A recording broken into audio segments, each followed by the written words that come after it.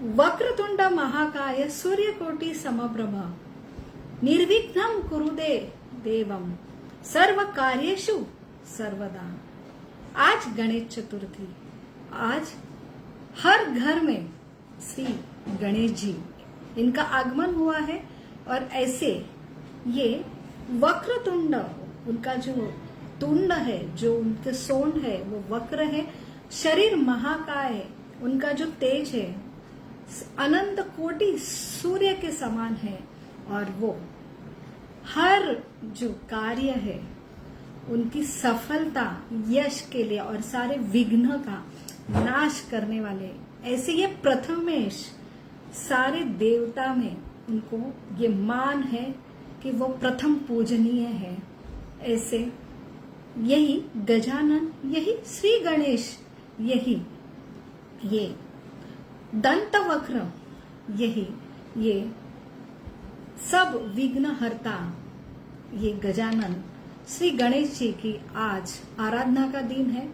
ये गणेश जी का 10 दिन ये बड़ी ही धूमधाम से प्राण प्रतिष्ठा की जाती है उनकी मूर्ति का, और बहुत ही प्रसन्नता घर घर में आ रही है। श्री गणेश जी की जो पूजा है, सबसे बड़ी पूजा ये कि उनके बारे में आज चर्चा होनी चाहिए और उनकी तत्व क्या है, ये श्री गणेश जी कौन है और उनकी जो अलग अलग कथा क्या है, उनके जीवन में हम क्या सीख सकते हैं हमारे जीवन में, और उनको प्रसन्न कैसे किया जाए, ये आज चर्चा करने का दिन है। अभी अभी जन्माष्टमी हुई है और अभी राधाष्टमी का आगमन हो रहा है।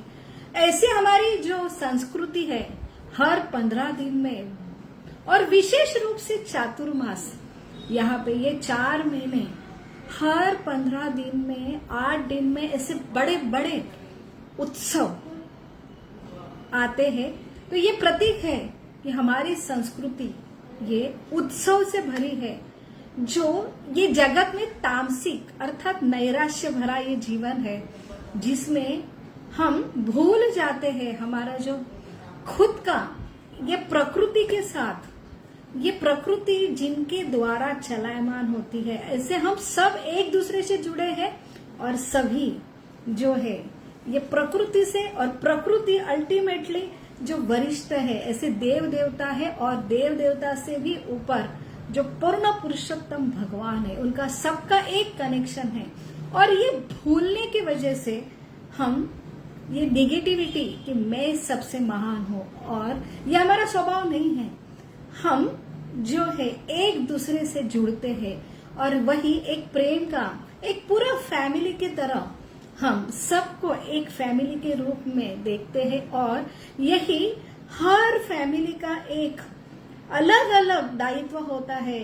सूर्य देवता, वरुण देवता, अग्नि देवता, सारे जो है हम अपने आंखों से, आज साइंस के स्टूडेंट नहीं मानते, ये देव देवता फेस्टिवल आज सिर्फ एक रिफ्रेशमेंट के जैसे है, लेकिन बहुत जरूरी है इनको शास्त्र की दृष्टि से तत्व सा जानना।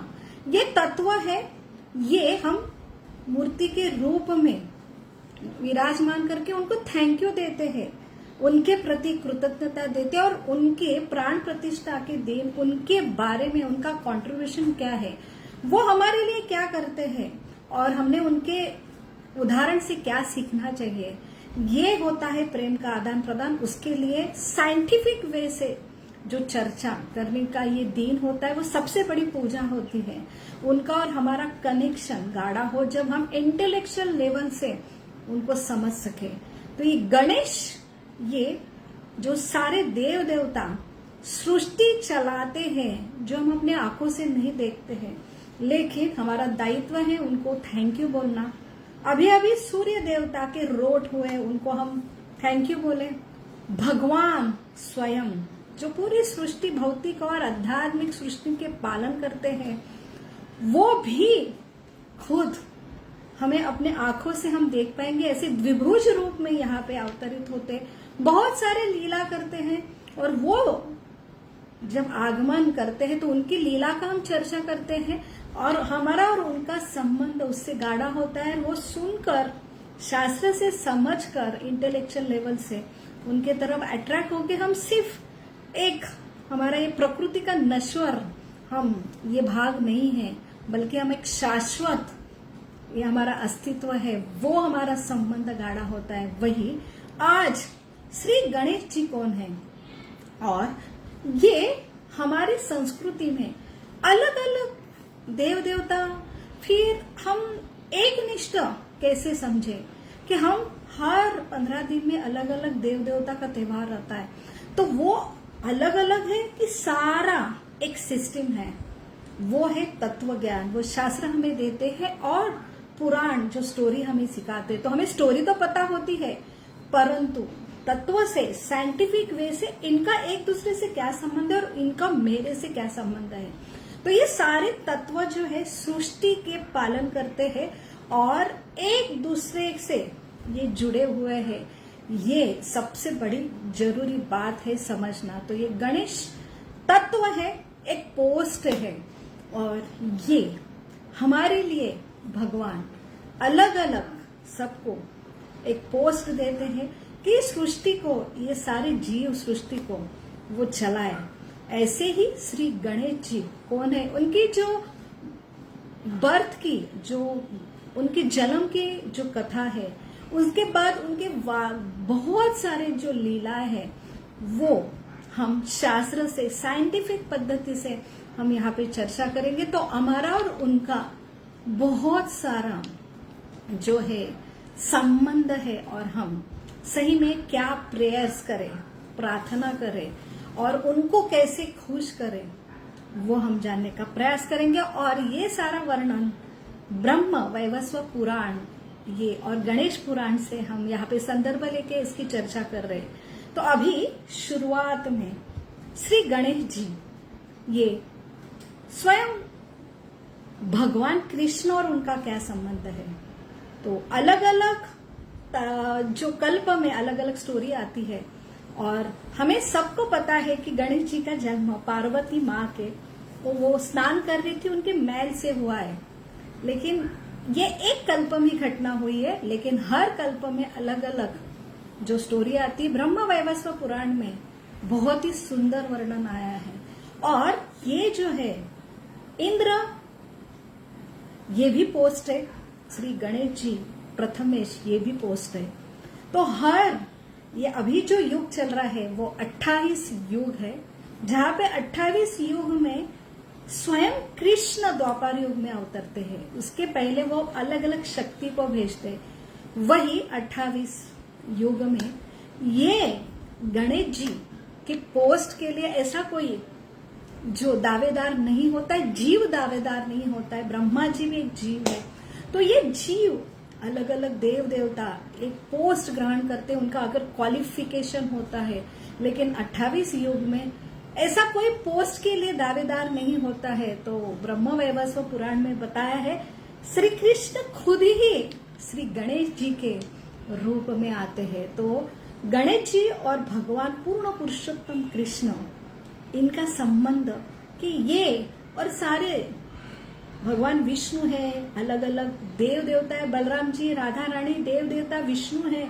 तो ये सारे भगवान का ही एक्सपांशन है।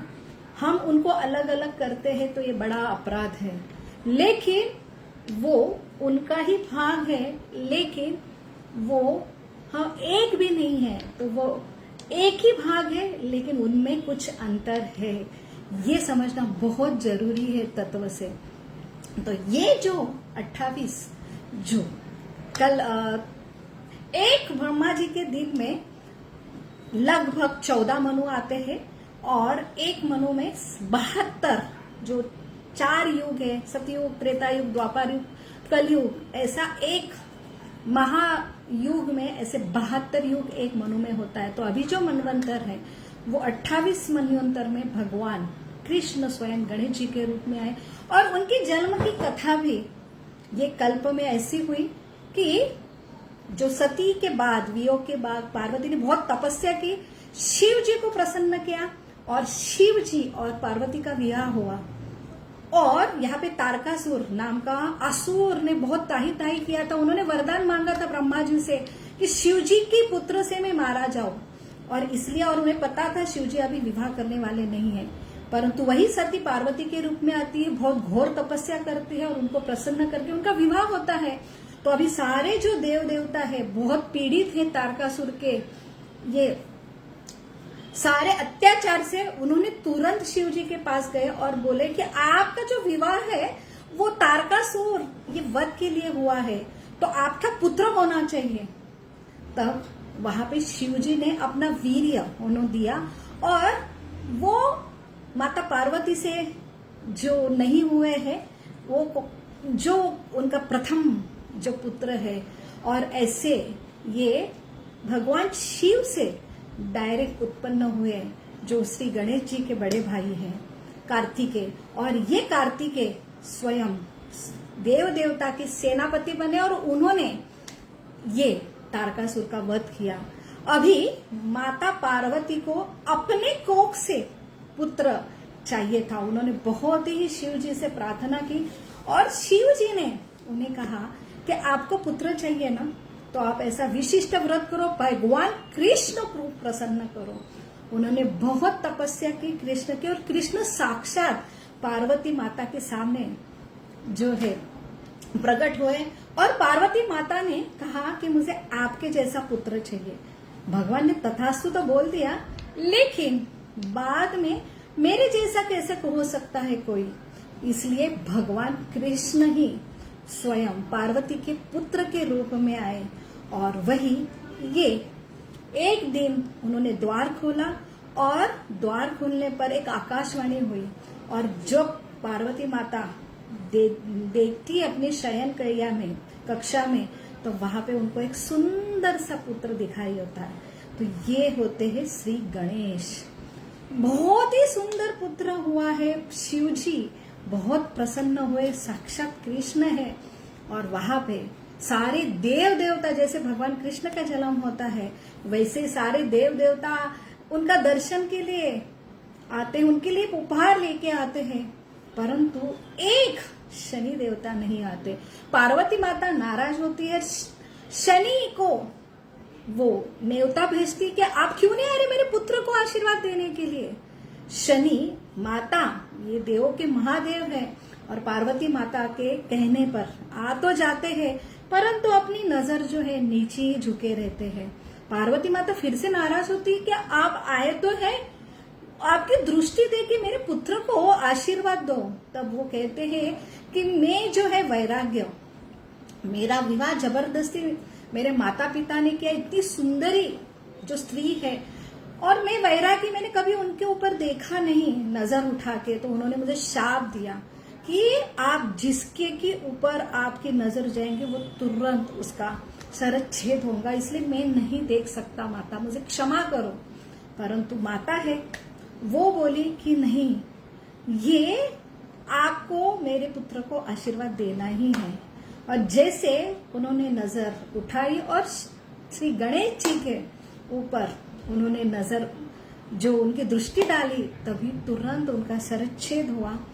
वो जो सर है वो तुरंत वैकुंठ में जाके श्री विष्णु के साथ जो एक जीव हुआ, और वहां पे बहुत आक्रोश कुदंत हुआ, और फिर से पार्वती कृष्ण को पुकारती, कृष्ण वहां पे साक्षात प्रकट होते हैं, और वहां पे वो खुद जहां पे ऐसे एक वहां पे रास्ते पे ऐरावत हाथी जा रहे थे, उनका सर लेके आते हैं और ये गणेश जी को लगाते हैं, और तब से उनका नाम है श्री गणेश गजानन, जो गज अर्थात हाथी के मुख वाला।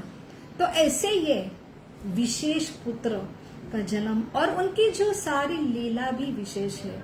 सबसे जरूरी है सारे देव देवता में उनको जो प्रथम मान मिला है कि वो उनको प्रथम पूजनीय है। कोई भी पूजा पाठ में हम अलग अलग देव देवता को आह्वान करते हैं, हमें लगता है ये सारा पूजा पाठ कर्मकांड ये सिर्फ भावुकता है, परंतु ये सृष्टि ऐसी बनाई है, ये सृष्टि के लिए ये सारे जीव यहाँ पे उनको भोग करना है, और धर्म अर्थ काम ये चाहिए, इसलिए ये सारे अलग अलग देवता जो पालन तो करते हैं परंतु जीव की अलग अलग इच्छा भी पूर्ति करते हैं। जैसे कल ही जो हरतालिका पार्वती माँ को पूछती है युवती, क्योंकि मुझे मन चाहे पुरुष मिले, क्योंकि उन्होंने खुद अपने उदाहरण से बहुत तपस्या करके शिव जी को प्राप्त किया था। हमें अगर हेल्थ अच्छी हुई तो सूर्य पूजा करनी चाहिए, और अलग अलग बहुत सारे कामना इच्छा पूर्ण करने के लिए बहुत सारे देव देवता को जो आह्वान करते यज्ञ के रूप में, तो वो एक ऐसी व्यवस्थापन की है। परंतु चातुर्मास में ये कोई भी कार्य नहीं होता है, शुभ कार्य होता है नहीं होता है, विवाह नहीं होता है, कोई हम नया गृह शांति नहीं होती है। तो ये केवल और केवल हम श्री भगवान कृष्ण का जन्म उत्सव करते निस्वार्थ रूप से उनको प्रेम करने के लिए, कोई मांगते नहीं हम कुछ। और श्री गणेश जी, दुर्गा माता, इनका निस्वार्थ रूप से पूजन करते हैं, और ये करना चाहिए। हमने उनसे कुछ नहीं मांगना चाहिए, सिर्फ प्रेम, आदान प्रदान, और उनका जो उनके पास जो गुण है वो हमने मांगना चाहिए। और इसके लिए हमें पता तो होना चाहिए कि वो चाहते क्या है हमसे। तो वहां पे यहाँ पे श्री गणेश जी को प्रथम मान मिला। तो ऐसे कैसे हुआ कि सारे देवता में गणेश जी को ही कैसे चुना गया प्रथमेश, जो उनको प्रथम जो पूजनीय, उनका सम्मान हो, उनके बगैर कोई पूजा संपन्न नहीं होती, पहले उनको पूजा जाता है।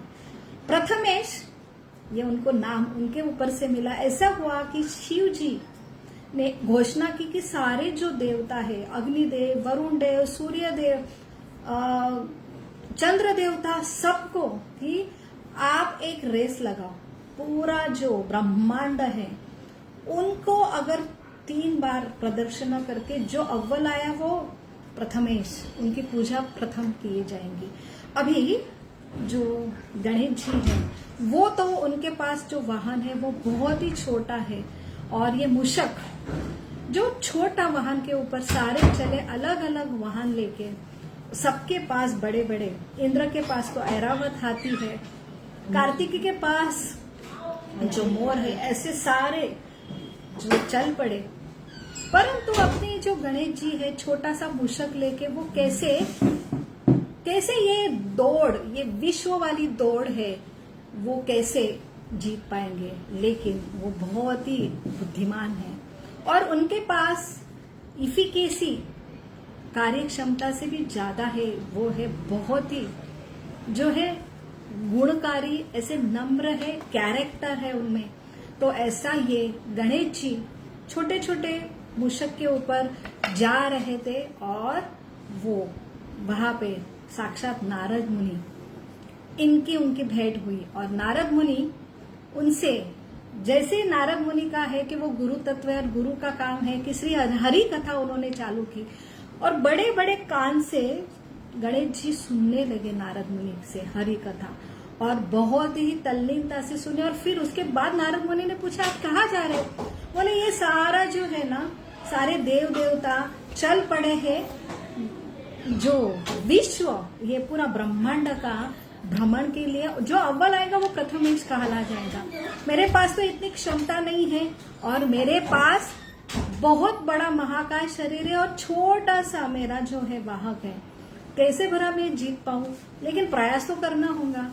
तो वहां पे नारद मुनि ने उनसे प्रसन्न होके उन्होंने उनको कहा, भगवत गीता में साक्षात भगवान ने अपने जो गोलोक वृंदावन का वर्णन किया, न तो भाद से सूर्य, न शशांको, न पावक, जो मेरा धाम है ना, जहाँ पे सूर्य का, चंद्र का, अग्नि का तेज की जरूरत नहीं है, वहां पे साक्षात भगवान से ही तेज आता है।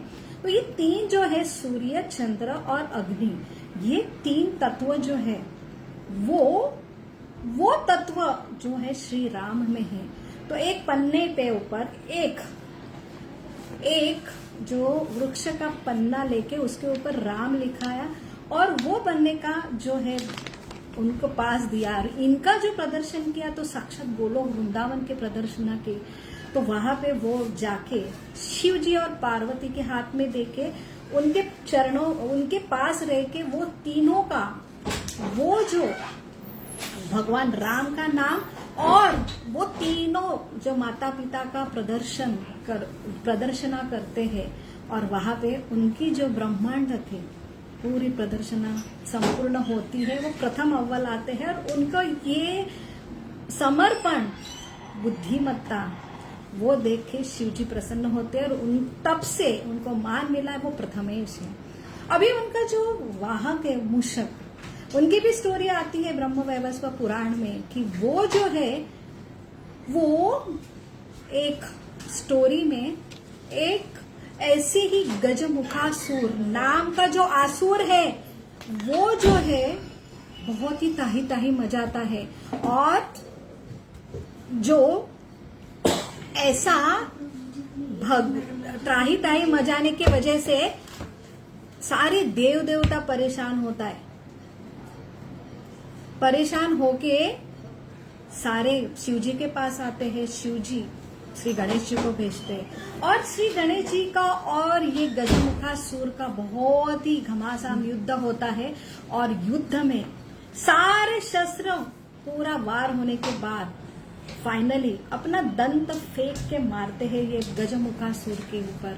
ये गजमुखासुर के पास बहुत सिद्धियां है, वो अपना छोटा सा रूप मूषक के रूप में ले लेते हैं, और वैसे ही ये दंत फेंकने के बाद और खुद गणेश जी वो मूषक के ऊपर विराजमान होते, उनको बहुत दबाते और उनको बोलते अभी मैं मार डालता हूँ, आपको क्या मंजूर है, मेरे हाथ से मृत्यु या मेरा वाहक बनना। तो वो वहां पे मंजूर करता कि मैं आपका वाहक बन के रहूंगा, और तब से ये छोटा सा मूषक जो श्री गणेश जी का वाहक बनता है। तो इसमें तत्व से समझ सकते मूषक ये हमारा जो हमारी मांग है कि हमें क्या मांगना चाहिए गणेश जी के, ये वो सारे जो भौतिक चीज है वो कभी हमें संतुष्ट नहीं देगा। वो हमें अपने जो प्रारब्ध में है वो तो मिलने वाला है, जितना सुख है वो मिलने ही वाला है।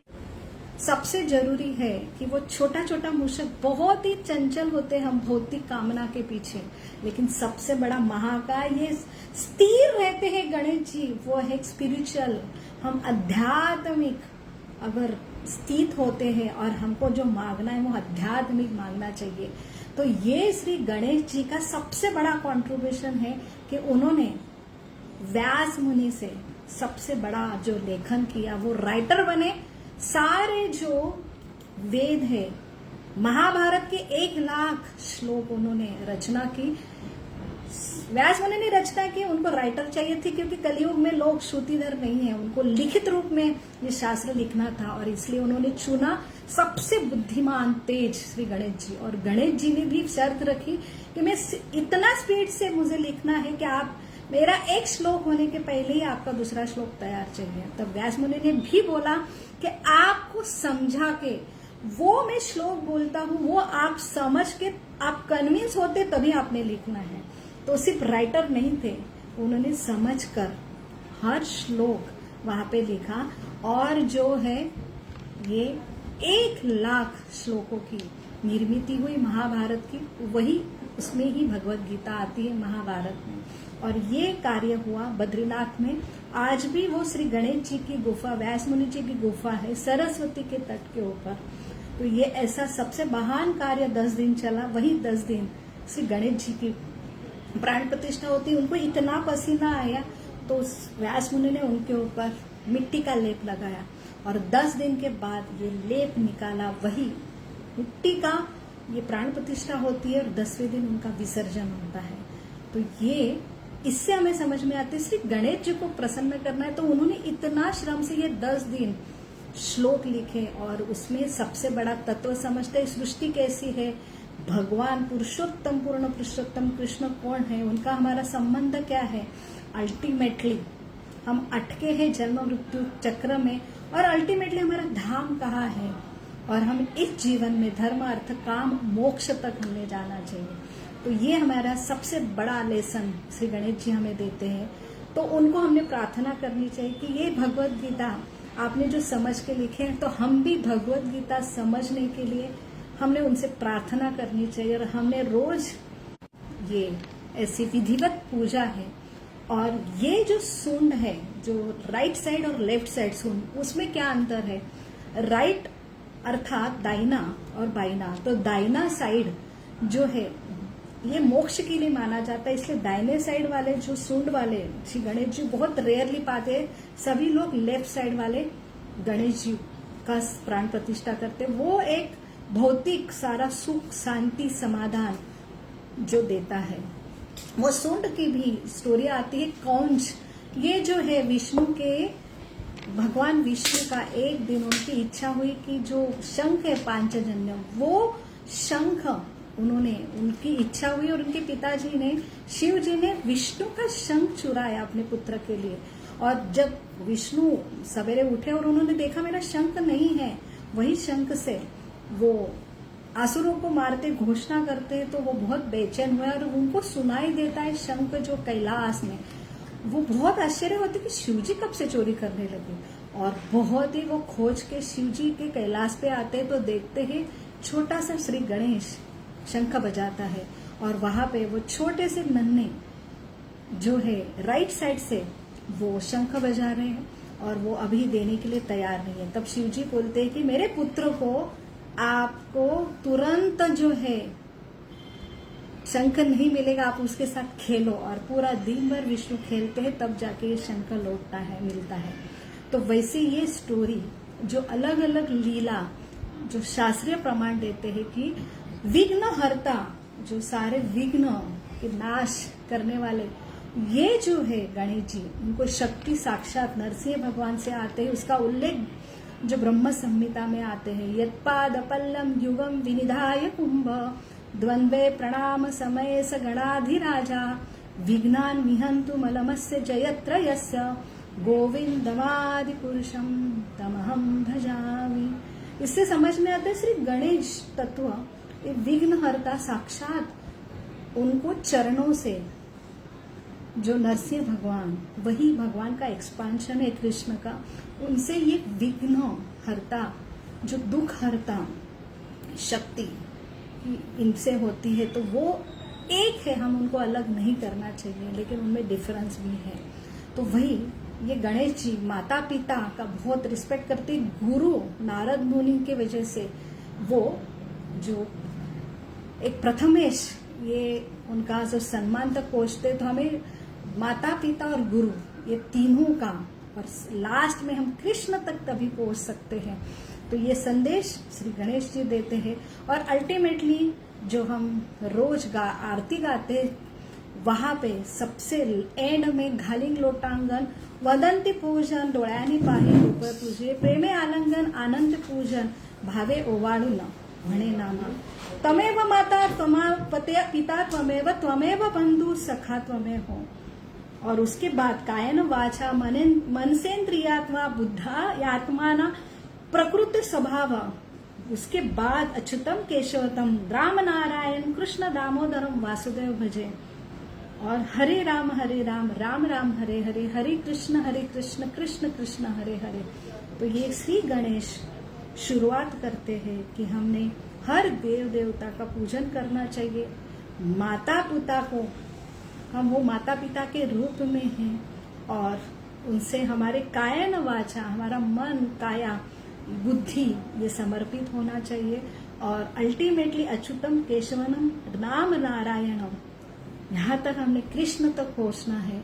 ऐसा ये संदेश देने वाले श्री गणेश जी, इनका प्राण प्रतिष्ठा पूजा करने का आज का दिन है। तो ये होती है विधिवत जो है पूजा, और उनसे हम प्रार्थना करेंगे कि सारे जो आध्यात्मिक जीवन में हमारे जो संकट आ रहे हैं उनका निवारण करें। और आप जैसे समर्पित है, जो आपने लेखन किया है और अपने गुरु से समर्पित है, वही हमें जो शक्ति प्रदान करे। हरे कृष्ण कृष्ण कृष्ण हरे हरे, हरे राम राम राम हरे हरे। आप सभी को श्री गणेश आज जयंती की लाख लाख शुभकामनाएं। हरे कृष्ण।